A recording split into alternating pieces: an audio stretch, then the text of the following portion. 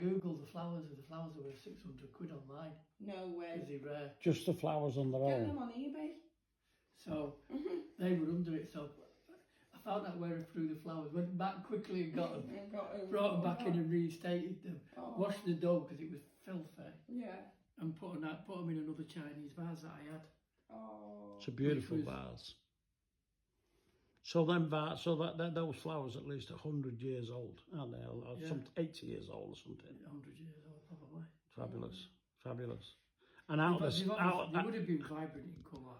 Oh, incredible! Absolutely incredible. They're still a great survivor. I mean, some of the Chinese bushes, the deep purples. And look at them little Chinese flowers. They're all made out of silk. So that's all silk. They're not real flowers. No, they simulated. So, simulated. Yeah. Absolutely fantastic. Look at that piece there. And actually, it's in a Chinese vase, isn't it? Well, yeah, the Chinese vase is It's in a Chinese vase as well. Yeah, it's made of terracotta, but it's really nice. So we've just done our first live, guys. There's Jeffrey. The Peter Stretch clock. Lovely clock. America's earliest known clockmaker. America's earliest went over to America from Staffordshire in Leek in 1702. Okay, in the sailboats. In a sailboat, it would have took him about approximately 6 weeks to eight weeks to travel 4,000 miles from Staffordshire to Philadelphia. And interestingly, it was called Philadelphia was called after Pennsylvania William Penn. William Penn. Yeah. Now William Penn was a Quaker, but so was Peter Stretch, and they were persecuted in this country. So that's why they left. So they left this country, and William Penn promised them some land, and he went over there along with many other artisans, because they were all Quakers. They were all butchers, bakers, candlestick makers, wheelwrights, blacksmiths, you name it. So if anybody lives in Pennsylvania and they know First Street, I think it's First Street, Peter Stretch had his shop there on the corner of First Street. Still there, yeah. I saw it. It's a meeting place. Is it a meeting place? A Quaker meeting place. Whether it still is or not, I don't know. Fabulous. But I was amazed when I went to Leek. I never realised how historic the place was. So how did we get Georgian this clock? Buildings. Yeah, Sorry? Was it all Georgian buildings? In Leek, Staffordshire, yeah. Beautiful up and down hills, and it was all I thought you fantastic. Meant, you know, Pennsylvania. Yeah. No, well, Pennsylvania is a nice place as well. Of course it is. I'd love to go. In fact, we're going.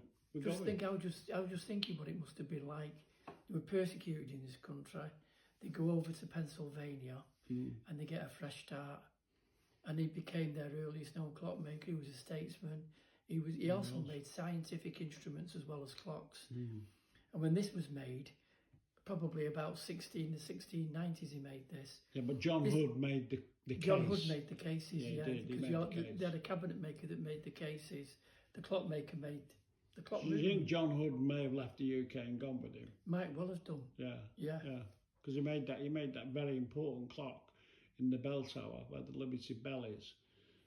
Peter Stretch has got a clock in there, which has now been moved to the Worthing Museum in America. And I think it sold for 1,600,000 a good few years, 10, 15, 20 years. It's far superior to that, but go and find a Peter Stretch clock. Well, you know what's interesting about this clock? Obviously, it's understated. It's actually made out of yew wood. It is yew wood. Now, when you go back to 1690, you had lantern clocks. At that time, grandfather clocks or long case clocks were just beginning to be made. So he was like an early pioneer making these clocks. He was like the very first type long case clocks being made. Yeah, There was Nibs and one or two others, Tompion. Well, the big London clockmakers that were starting to make them. Well, John, let me hold you there just 1 minute. John Nibs, he did the huge brass skeleton clock, didn't he? Do you remember? There was a film on TV. So Stretch worked for Nibs. I think there's a film on. Is it on one of the big TV series?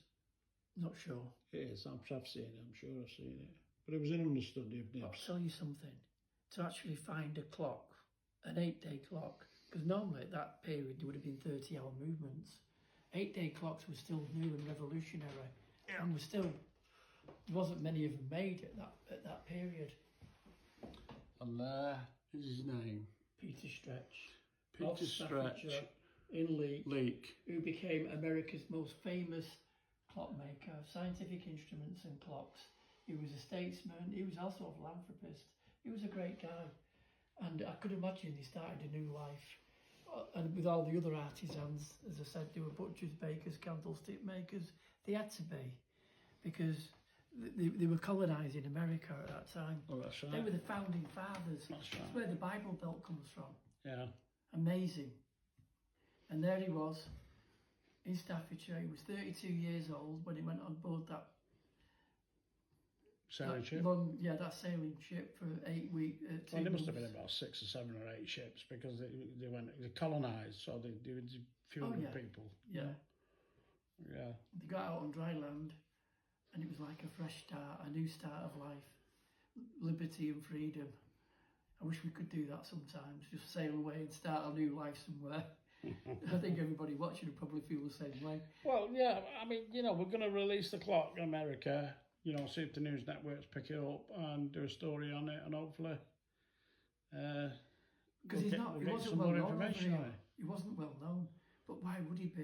Well, he wouldn't be. He lived in Staffordshire. He wasn't a London clockmaker. No, Staffordshire. He was a country, provincial small clockmaker. town. Yeah. Oh, it would have been a village. Yeah. I mean, in America, they've got the Quakers, which is a religious order, and they made furniture very simple. But I'll tell you what, the furniture from the Quakers, it fetches many, many thousands. Mm-hmm. I once asked why they called them Shakers. Quakers. They used to shake like that when they prayed. Did they? Yeah, I think they took it to the. So when they prayed, they shook. They were shaking. Yeah. That's where they got something like that anyway. Yeah, but nice people. Yeah. Lovely people. I follow. Well, let's put it this way: if you're going to colonise somewhere, you want the cream of the crop. You want people that you can trust, artisans that are hard-working, industrious, and they fitted the bill. Hence, William Penn, a Quaker, wanted them to colonise America. He even gave them a bit of land to work. Good temperance people. Oh, great, yeah. Great. All right, so we'll leave that there, Jeff. Thanks for that short one.